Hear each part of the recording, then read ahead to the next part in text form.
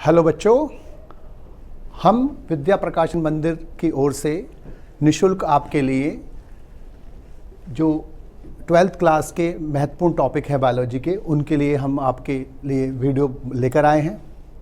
और आज का जो हमारा टॉपिक है वो है पुष्पी पादपों में लैगिंग जनन। इसके बाद जो आवर्तबीजी पौधों में द्विनिषेचन की प्रक्रिया, ये भी बहुत महत्वपूर्ण क्वेश्चन है। इसको हम डबल फर्टिलाइजेशन बोलते हैं। अब डबल फर्टिलाइजेशन में होगा क्या कि जो फीमेल पार्ट है उसमें ये ऊपर की तरफ स्टिग्मा,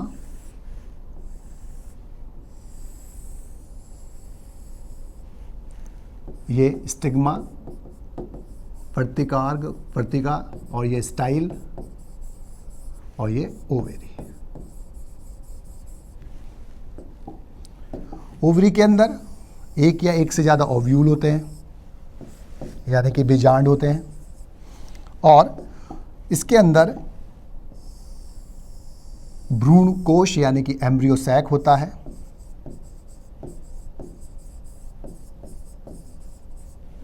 और एम्ब्रियो सैक के अंदर यहाँ पर तो होता है फीमेल गैमेट यानी कि एग सेल,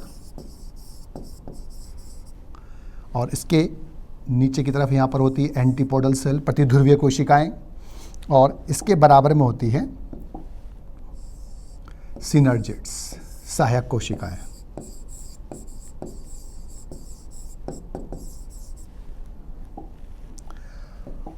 अब जो सिनर्जिड्स हैं उनके नीचे की तरफ सेंटर में यहां पर दो न्यूक्लियाई बोलते हैं, इनको बोलते हैं पोलर न्यूक्लियाई यानी कि ध्रुवीय केंद्रक, यानी कि ध्रुवीय केंद्रक। अब देखिए, तो अब हमने भी क्या पढ़ा कि पोलन ग्रेन यहां पर आई, परागकण यहां पर आए, या तो 2 सेल स्टेज में आएंगे या 3 सेल स्टेज में। हमने कहा माना फॉर एग्जांपल यहां 3 सेल स्टेज में आए, यानी कि एक ट्यूब सेल यानी कि वेजिटेटिव सेल यानी कि कायिक कोशिका, और 2 जनरेटिव सेल यानी कि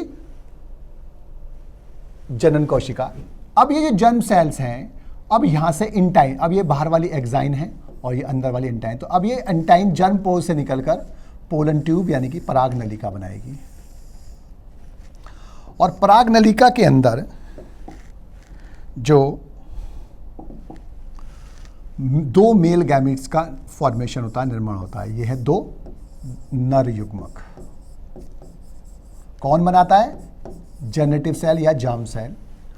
अब जो सिनर्जिड्स में यहां पर क्या प्रेजेंट होते हैं? फिलीफॉर्म अपरेटस, यानी कि फिलीफॉर्म उपकरण, और ये कुछ सब्सटेंस, केमिकल सब्सटेंस सिक्रीट करते हैं जो यहां पर पोलन ट्यूब को इसकी ओर आकर्षित करते हैं, और ये 2 मेल गैमेट्स अब यहां पर छोड़ दिए जाएंगे। किसमें? डीजेनरेट होते, नष्ट होते सिनर्जिड में, सहायक कोशिका में।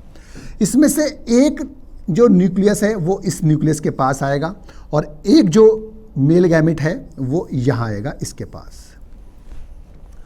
जब एक मेल गैमेट अंड कोशिका से यानी कि फीमेल गैमेट से, एग सेल से फ्यूज होता है, तो दोनों मिलकर बनाते हैं 2n यानी कि द्विगुणित जाइगोट, यानी कि युग्मनज। और जो ये तीनों आपस में फ्यूज हो जाते हैं, तो इन तीनों के फ्यूज होने से बनता है त्रिगुणित पेन, प्राइमरी एंडोस्पर्म न्यूक्लियस यानी कि प्राथमिक भ्रूणपोष केंद्रक, और पूरी सेल कहलाती है प्राथमिक भ्रूणपोष कोशिका। अब जो युग्मनज है इसके बनने को हम बोलते हैं सिनगैमी, यानी कि निषेचन,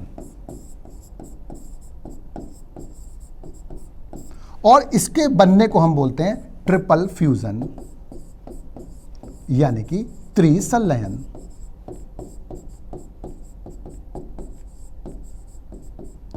अब यहां पर सिनगैमी निषेचन से तो युग्मनज यानी कि डिप्लॉइड जायगोट बनता है, और जो ट्रिपल फ्यूजन है, त्रिसंलयन है, उससे 3n पैन बनता है, प्राइमरी एंडोस्पर्म न्यूक्लियस, प्राथमिक भ्रूणपोष केंद्रक बनता है। चूंकि आवर्तबीजी में जो फ्यूज होने की है, यानी कि जो संलयन की क्रिया है वो 2 बार होती है, एक यहां पर और एक दूसरा यहां पर। इसलिए इसको द्विनिषेचन यानी कि डबल फर्टिलाइजेशन बोलते हैं। और द्विनिषेचन यानी कि डबल फर्टिलाइजेशन का मतलब क्या होता है?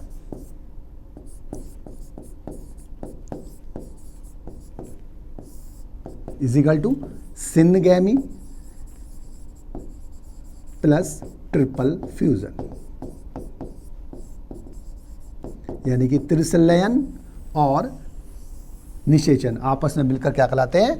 द्विनिषेचन कहलाते हैं। और चूंकि 2 बार फ्यूजन होता है इसलिए इसको बोलते हैं हम डबल फर्टिलाइजेशन। दोबारा समझ लीजिए कि डबल फर्टिलाइजेशन में क्या होगा कि जो माइक्रोस्पोर, पोलन ग्रेन, लघु बीजाणु है वो 2 सेल स्टेज में या 3 सेल स्टेज में यहाँ पर पॉलिनेशन यानी कि परागण के बाद आता है।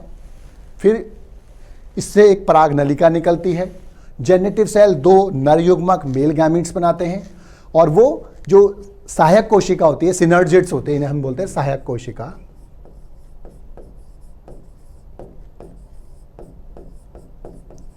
सहायक कोशिका जो है सिनर्जिड्स, उसमें फिलीफॉर्म अपैरेटस होते हैं जो केमिकल सिक्रीट करते हैं, जो पोलन ट्यूब को आकर्षित करती है मादा युग्मक की ओर। और जो 2 मेल गैमेट्स है, 2 नर युग्मक है, वो अब सिनर्जिड्स में यानी कि सहायक कोशिकाओं में छोड़ दिए जाएंगे। और इसमें से एक जो नर युग्मक होगा वो मादा युग्मक से फ्यूज होगा, संलयन होगा उसका, और उनके संलयन से बनता है डिप्लॉइड जायगोट यानी कि द्विगुणित जायगोट यानी कि युग्मनज। और इनके फ्यूज होने को बोलते हैं सिनगैमी यानी कि निषेचन। और जो दूसरा मेल गैमेट है वो 2 पोलर न्यूक्लियाई ध्रुवीय केंद्रकों से फ्यूज होगा और इनके फ्यूज होने से त्रिगुणित यानी कि ट्रिप्लॉइड स्ट्रक्चर बनेगी, प्राइमरी एंडोस्पर्म न्यूक्लियस यानी कि प्राथमिक भ्रूण पोष केंद्रक। और जो कोशिका होगी वो क्या कहलाएगी? प्राथमिक भ्रूणपोष कोशिका। इनके फ्यूज होकर बनने को बोलते हैं हम ट्रिपल फ्यूजन यानी कि त्रिसंलयन। और द्विनिषेचन का मतलब है सिनगैमी प्लस ट्रिपल फ्यूजन। इसके बाद जो भ्रूणपोष होता है वो बनना और बनने के बाद उसका जो न्यूट्रिशन देना होता है वो बहुत ही इंपॉर्टेंट यानी कि बहुत ही महत्वपूर्ण घटना है पुष्पी पादपों के लैगिंग जनन में, कि जो भ्रूणपोष होता है उसका जो निर्माण होता है वो भ्रूण के विकसित होने से पहले ही हो जाता है। ये इसकी एडेप्टेशन है, अनुकूलताएं हैं, क्योंकि इसका एक ही काम होता है कि विकसित हो रहे यानी कि डेवलपिंग पोलन एम्ब्रियो को, भ्रूण को पोषण प्रदान करना। तो जो प्राइमरी एंडोस्पर्म सेल बनी है यानी कि जो अब यहां पर एम्ब्रियो सैक में यहां पर बीच में सेल बनी थी, ये वाली प्राथमिक एंडोस्पर्म सेल, अब इसमें इससे भ्रूणपोष यानी कि एंडोस्पर्म का निर्माण होता है। तो भ्रूणपोष का यानी कि एंडोस्पर्म का निर्माण भ्रूण के निर्माण से पहले होता है, क्योंकि उसका काम भ्रूण को, जो विकसित हो रहा भ्रूण है, जो डेवलपिंग एम्ब्रियो है, उसको पोषण प्रदान करना होता है। अब जो भ्रूणपोष का जो निर्माण होता है वो 3 तरीके से हो सकता है। एक केंद्र के यानी कि न्यूक्लियर या फ्री न्यूक्लियर बोलते हैं, दूसरा कोशिकीय यानी कि सेलुलर, और तीसरा हिलोबियल। न्यूक्लियर में क्या होता है कि जो प्राइमरी एंडोस्पर्म न्यूक्लियस बना है, अब वो triploid endosperm nucleus, triploid endosperm cell में, ये इसका एम्ब्रियो दिखाई दे रहा है आपको, तो अब ये पहले डिवाइड होगा 1 से 2 सेल में, सॉरी न्यूक्लियस में, केंद्रक में। अब यानी कि इसका न्यूक्लियस डिवाइड होकर 2 बनाएगा, 2 से 4, 4 से 8, 8 से 16। लेकिन इस केंद्रक के विभाजन के बाद, पहले केंद्रक के विभाजन के बाद भी और बाकी के जो केंद्रकों का विभाजन होगा, उनके विभाजन के बाद इनमें बीच में वाल, भित्ति नहीं बनती, जिससे ये सेलुलर नहीं बनता, कोशिकीय नहीं बनता। केंद्रक बहुत सारे हो जाते हैं लेकिन केंद्रकों के चारों तरफ भित्ति नहीं बनती, जिससे कोशिकीय संरचना यानी कि सेलुलर स्टेज जो होती है वो डेवलप नहीं होती, विकसित नहीं होती है। तो इसे हम बोलते हैं केंद्रकीय भ्रूणपोष यानी कि न्यूक्लियर एंडोस्पर्म, क्योंकि इसमें न्यूक्लियाई तो बहुत सारे हैं लेकिन सेल्स इसमें विकसित नहीं। सेल्स कब बनेगी कि अगर ये माना एक केंद्रक है और ये डिवाइड हुआ और डिवाइड होकर इसने 2 बनाए और इनके बीच में वाल बन गई। फिर ये डिवाइड हुआ, इसने अब 2 बनाए, इसने भी 2 बनाए, इसके पीछे वाल पहली थी, इसमें भी वाल थी, अब इसके नीचे भी वाल बन गई। तो अब ये सेलुलर बनता जा रहा है, सेल्स बनती जा रही है, कोशिकीय बनता जा रहा है। लेकिन जब न्यूक्लियस बार बार तो डिवाइड होता है लेकिन उसके चारों तरफ वाल नहीं बनती, तो वो क्या जाता है, केवल केंद्रक रह जाते हैं। तो उसे बोलते हैं हम केंद्रकीय भ्रूणपोष यानी कि न्यूक्लियर एंडोस्पर्म। लेकिन जब सेलुलर का डेवलपमेंट होता है तो सेलुलर के डेवलपमेंट होने में ये पहले एक न्यूक्लियस है और ये डिवाइड होकर 2 बनाया इसने, तो दोनों केंद्रकों के बीच में वाल बन जाती है, भित्ति बन जाती है, जिससे 2 सेल बन जाती हैं। फिर 2 से जब 4 न्यूक्लियस डिवाइड होंगे, एक सेल में 2, एक सेल में 2 बनेंगे, फिर वाल बनती है, तो फिर 4 सेल बन जाती है, फिर 4 से 8, 8 से 16। तो जब भी सेल डिवाइड होंगी, जब भी न्यूक्लियस डिवाइड होगा, तो जब भी केंद्रक विभाजित होगा, उसके चारों तरफ जो नए केंद्रक बनेंगे उनके चारों तरफ भित्ति बन जाती है, वाल बनता है, जिससे एक कोशिकीय संरचना यानी कि सेलुलर स्टेज डेवलप होती है और इसलिए इसको सेलुलर एंडोस्पर्म यानी कोशिकीय भ्रूणपोष बोलते हैं। अब इसमें एक सबसे इंटरेस्टिंग पार्ट जो हम पढ़ते हैं वो कोकोनट यानी कि नारियल के बारे में पढ़ते हैं। कोकोनट के अंदर जो वाटर होता है यानी कोकोनट मिल्क भी बोल देते हैं इसको, जो जल होता है वो वास्तव में न्यूक्लियर एंडोस्पर्म होता है यानी केंद्रकीय भ्रूणपोष होता है, जिसमें हजारों केंद्रक होते हैं। जबकि उसका जो व्हाइट कर्नेल होता है, व्हाइट जो खाने वाला पार्ट होता है उसका, वो सेलुलर एंडोस्पर्म होता है यानी कि कोशिकीय भ्रूणपोष होता है। तो नारियल में जो खाने योग्य पार्ट आप देख रहे हैं, पी रहे हैं, वो भी एंडोस्पर्म है, और जो आपने व्हाइट कर्नेल खाया, व्हाइट जो पोर्शन आप खाते हैं, व्हाइट भाग जो खा रहे हैं नारियल में, वो भी एंडोस्पर्म है। लेकिन जो लिक्विड वाला है, तरल है, वो है न्यूक्लियर एंडोस्पर्म, और जो सफेद वाला खाने योग्य भाग है, इडिबल पार्ट है, भोजन के रूप में हम इसे लेते हैं, वो है सेलुलर एंडोस्पर्म। तीसरा होता है हिलोबियल। इसको हिलोबियल इसलिए बोलते हैं क्योंकि ये हिलोबिएसी फैमिली में पहली बार देखा गया था। तो इसमें क्या होगा कि पहला ये दोनों का इंटरमीडिएट है। पहले जो न्यूक्लियस डिवाइड होने के बाद अब यहां पर वाल बन गई, तो इससे क्या हुआ, ये वाला करैक्टर किसका है, सेलुलर का। लेकिन अब जब आगे डिवीजन हो रहे हैं तो यहां पर किसी के चारों तरफ भी वाल दिखाई नहीं दे रही है, इसलिए आगे जाकर ये कैसा हो गया, न्यूक्लियर। पहले कैसे था, ये सेलुलर। तो ये दोनों का मिक्सचर होता है, इसलिए इसको इंटरमीडिएट टाइप का भी एंडोस्पर्म कहते हैं। इसके बाद जो लास्ट आपका इस चैप्टर का महत्वपूर्ण क्वेश्चन है वो है द्विबीजपत्री भ्रूण के विकास का वर्णन कीजिए, और या द्विबीजपत्री पौधे में भ्रूण के विकास की विभिन्न अवस्थाओं का वर्णन कीजिए। अब सबसे पहले हमें समझना है कि जो भ्रूण का निर्माण होता है वो किससे होता है, जाइगोट से यानी कि युग्मनज से।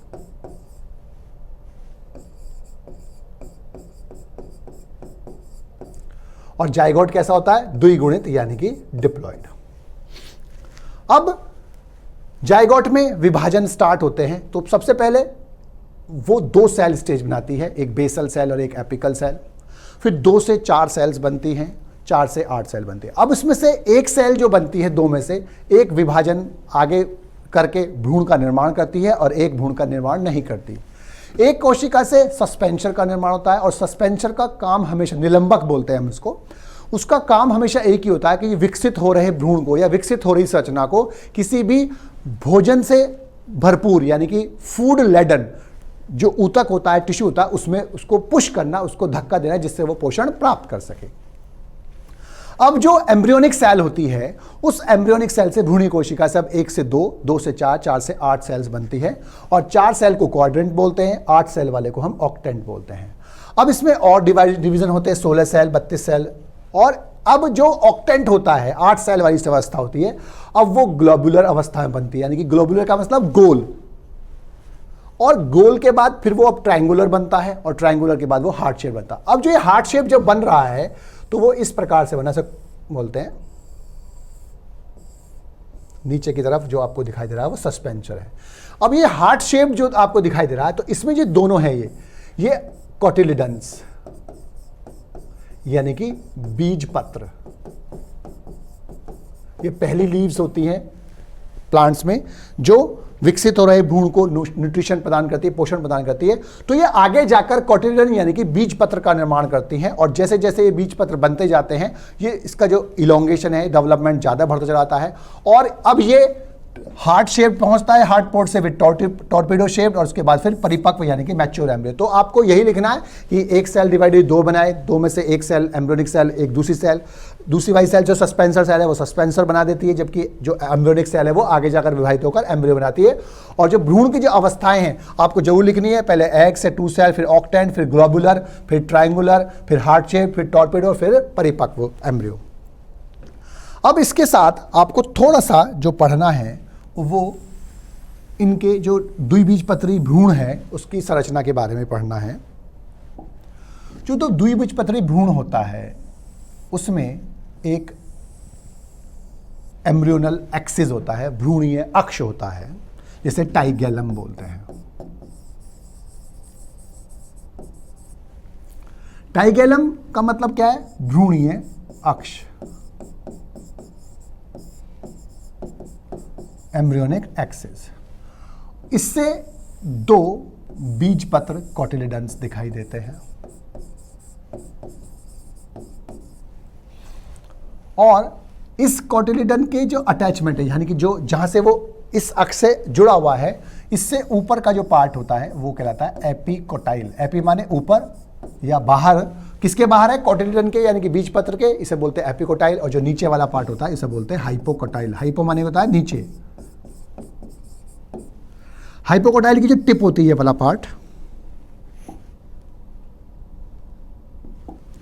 जो ये वाला पार्ट होता है ये वाला, इसको हम बोलते हैं रेडिकल, मूलांकुर बोलते हैं इसको। और इससे आगे जाकर रूट्स का यानी कि जड़ों का निर्माण होता है, और ऐसी रूट्स जो होती है वो कहलाती है टैप रूट्स यानी कि मूसला जड़ें। इसका जो ऊपर का पार्ट है ये वाला जो टिप होती है इसे हम बोलते हैं प्लम्यूल, और प्लम्यूल आगे जाकर शूट बनाता है यानी कि तना बनाता है, स्टेम बनाता है। लेकिन जो मोनोकॉट होता है यानी कि जो एक बीजपत्री भ्रूण होता है उसकी स्ट्रक्चर थोड़ी सी डिफरेंट होती है इससे। ये एम्ब्रियोनिक एक्सिस सेम होता है, लेकिन यहां पर केवल एक ही बीजपत्र होता है जिसे स्कुटुलम बोलते हैं, स्कुटुलम बोलते हैं। वही एपिकोटाइल होगा, सेम है, वही हाइपोकोटाइल है, सेम है, वही यहां पर प्लम्यूल रेडिकल और यहां पर प्लम्यूल होता है। लेकिन इसमें एक अंतर और है कि यहां पर इसके ऊपर भी एक कवरिंग प्रेजेंट होती है प्रोटेक्शन के लिए, और यहां पर भी एक प्रोटेक्शन के लिए कवरिंग होती है। इसको बोलते हैं कोलियोराइजा। याद रखने के लिए जो राइजा वर्ड है वो रूट के लिए लगाते हैं, क्योंकि ये आगे जाकर रूट बनाता है, रेडिकल यानी कि जड़ बनाता है, इसलिए इसका नाम है कोलियोराइजा। और ये क्या कहता है? कोलियोप्टाइल। तो ये द्विबीजपत्री और एक बीजपत्री जो भ्रूण होते हैं उनकी संरचना होती है कि एक अक्ष होता है जिसे भ्रूणीय अक्ष या टाइगैलम कहते हैं। द्विबीजपत्री भ्रूण में 2 कोटिलिडन यानी कि बीजपत्र प्रेजेंट होते हैं। उसके जहां पर वो बीजपत्र उससे टच करते हैं, अटैच होते हैं, जुड़े हुए होते हैं टाइगैलम से, उसके ऊपर का पार्ट एपिकोटाइल, एपी माने ऊपर बाहर, कोटाइल मतलब कोटिलिडन। जो नीचे का पार्ट होगा हाइपोकोटाइल, हाइपो माने नीचे, कोटाइल मतलब कोटिलिडन। हाइपोकोटाइल की जो टिप होती है वो रेडिकल कहलाती है, मूलांकुर कहलाते हैं, और ये टैप रूट बनाते हैं यानी कि मूसला जड़ें बनाते हैं। और जो ऊपर वाला पार्ट होता है एपिकोटाइल का वो प्लम्यूल कहलाता है, प्रोशीस बोलते हैं इसको, और वो स्टेम यानी कि तना बनाता है। मोनोकॉट के भ्रूण में भी समानताएं होती हैं, वही एम्ब्रियोनिक एक्सिस होता है, लेकिन इसमें एक कोटिलिडन होता है जिसे हम स्कुटुलम बोलते हैं। बहुत इंपॉर्टेंट क्वेश्चन है, ये बार बार पूछा जाता है क्वेश्चन उसमें पेपर में।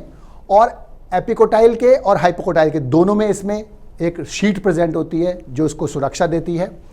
और इसको रेडिकल की जो टिप होती है उसे कोलियोराइजा बोलते हैं, क्योंकि राइजा वर्ड जो होते हैं रूट के लिए लगाते हैं, और जो प्लम्यूल के ऊपर टिप होती है उसे हम कैलियोप्टाइल बोलते हैं।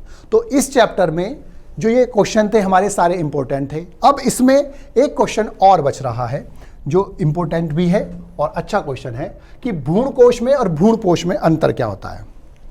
कि जो भ्रूण कोश होता है वो फीमेल गैमेटोफाइट होता है, भ्रूण कोश और भ्रूणपोष, इसको एंडोस्पर्म बोलते हैं। और इसको एम्ब्रियो सैक बोलते हैं।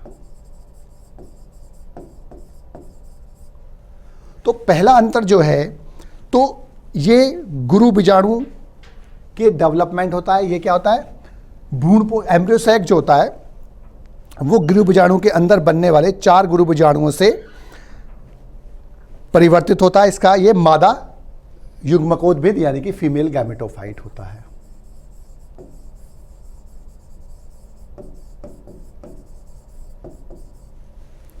जबकि जो भ्रूणपोष होता है यानी कि एंडोस्पर्म होता है वो किससे बनता है, त्रिसंलयन से। दूसरा, ये 8 केंद्र की है।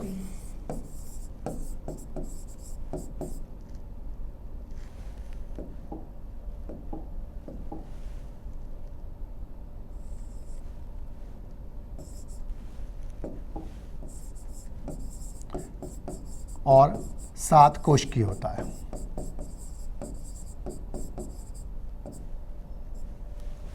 सेलुलर होता है, 7 सेल। और जबकि ये जो होता है भ्रूणपोष, ये असंख्य कोशिकाओं से, सेल से बना होता है। इसके बाद जो भ्रूणकोश है ये मादा इकाई को आश्रय देता है। मादा इकाई को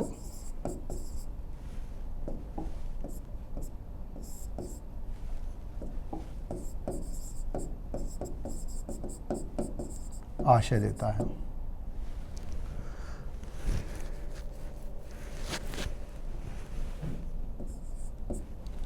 आश्रय देता है। जबकि जो भ्रूणपोष होता है वो क्या करता है, भ्रूण को पोषण प्रदान करता है। भ्रूण का जो पोषण होता है उसका किसका काम है, भ्रूणपोष का, इसलिए इसका नाम है भ्रूणपोष, भ्रूण को पोषण देने वाला। ये सभी आवर्तबीजी पौधों में होता है। सभी आवर्तबीजी पादपों के बीजांड में उपस्थित होता है।